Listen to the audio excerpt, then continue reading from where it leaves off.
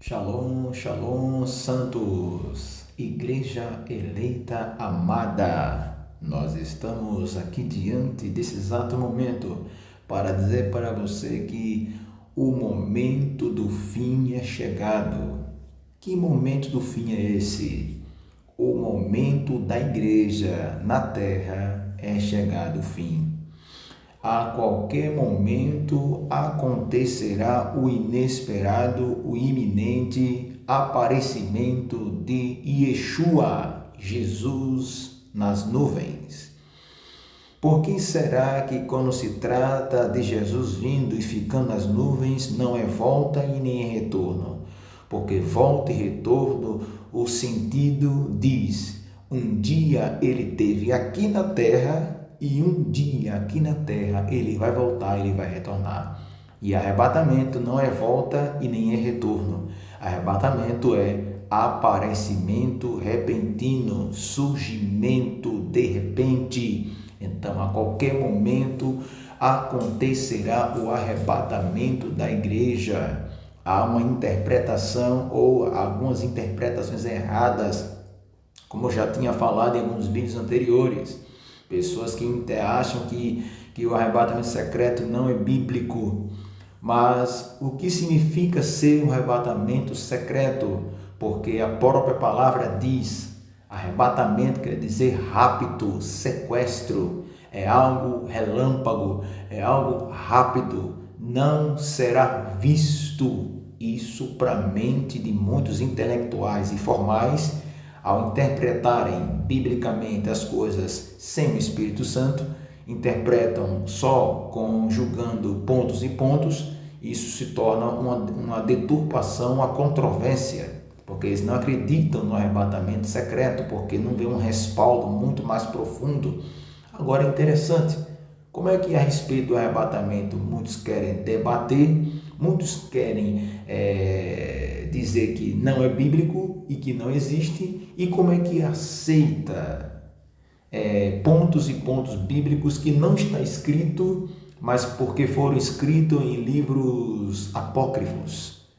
Os livros apócrifos não é livros inspirados por Deus, mas são livros de histórias pelas quais podemos fazer um paralelo estudando, não pegando como base inspirada, mas como um certo fato histórico. E por que será não pegando arrebatados, como está lá em 1 Tessalonicenses, capítulo 4, versículo 13 até 18, está escrito que seremos arrebatados, os que ficarmos vivos. Entendeu? Primeiramente serão os mortos, que serão erguidos, serão levados, e depois nós que ficamos vivos seremos arrebatados. É pela palavra arrebatados, subentende que é algo rápido, relâmpago, e entende-se que é secreto, não é visto por muitos, porque muitos querem pegar textos isolados, textos que estão nos evangelhos, não se trata com a igreja, se trata com Israel. Textos que se encontra Jesus falando dos últimos tempos, de sinais, ali não está se tratando fortemente do arrebatamento, ali está se tratando do final da temporada, de muitos sobre a terra, entendeu? E esse ponto que ele fala aí, sinais dos últimos tempos, são pontos que irá se aglomerar, fenômenos que irão se aglomerar nos dias da grande tribulação. E nossos dias já estamos vendo guerra, terremotos, e uma série de pestes e enfermidades que já têm assolado desde lá atrás, até antes de Jesus nascer, já existia. O negócio é que vai se aglomerar, entendeu? Mas Jesus diz que isso ainda é o princípio das dores.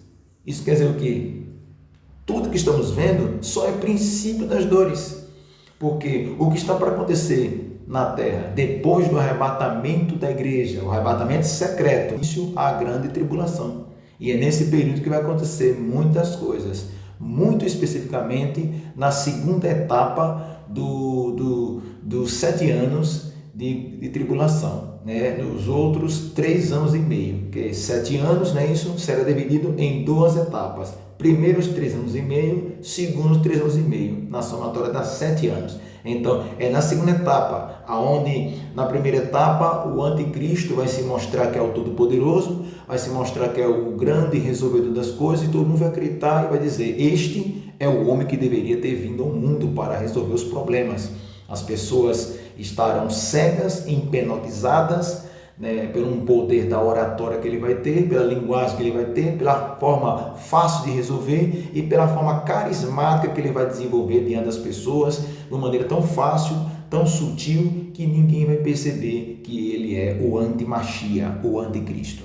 Então, é aí que quando ele der ordem para construir o templo em Jerusalém, o terceiro templo para os judeus, no final no final da construção, que é dado o tempo do encerramento dos primeiros 3 anos e meio, no dia que tiver pronto o templo, é o final do primeiro 3 anos e meio, já está na metade dos 7 anos, e é aí que ele vai entrar para inaugurar o templo, vai entrar no Santo do Santo, e ele vai declarar que ele mesmo é o próprio Deus e que o povo de Israel vem adorar a ele. Ele vai se revelar quem ele é o que diz no fato histórico. Então, quando ele se revelar quem ele é, judeu nenhum se curva a qualquer Deus. Só se curva ao El Elyon, a El Shaddai, ao Deus Todo-Poderoso, ao Deus Altíssimo, simplesmente, ao Criador. Então, aí começará a abertura e a nova temporada dos outros 3 anos e meio, que é a abertura dos 7 selos, né? 7 selos. Então aí nessa abertura, o primeiro selo vai ser o cavalo vermelho, vai começar guerras, vai começar muitas situações. Depois vem cavalo até mesmo o cavalo negro, o preto, que é fome, pestes, né? E tudo mais, né? E o cavalo amarelado ou esverdeado, uma cor de catarro mais ou menos, né? Gosmenta, nojenta a cor. Então é uma realidade que esse cavalo aí vai trazer a terrível morte, a terrível fome, entendeu? Vai estar trazendo racionamento, a miséria, a pobreza, a escassez, o cavalo preto. Só que são 4 cavalos, né? Os primeiros 3 anos e meio é a abertura do primeiro selo fortemente, que é o cavalo branco, que discretamente ele vem com um poderio, mostrando aquele que vai resolver tudo, vai ter o poder de dominar tudo, vai trazer unidade entre a economia, entre a saúde, entre a política e a religião e tudo mais, formando um só meio, uma só ordem, como ele chama de nova ordem mundial. Eu creio que você já ouviu falar por aí em alguns vídeos no YouTube ou qualquer outro meio de comunicação explicando e pregando sobre isso. E ainda tem muita gente que querem dizer que não é conspiração ou dizer qualquer forma de pensamento. Isso é para nós vermos o grau e o nível de mentalidade que as pessoas estão tendo. Não estão buscando o Espírito Santo, estão interpretando as coisas e julgando as coisas sem Deus. Quando é um povo pecador, ainda dá para entender, mas quando é a própria igreja, nota-se que a igreja está moribunda, cega e é preciso ser despertada. E o primeiro passo de tudo isso é aqueles que estão despertados começarem a clamar pelos nossos irmãos,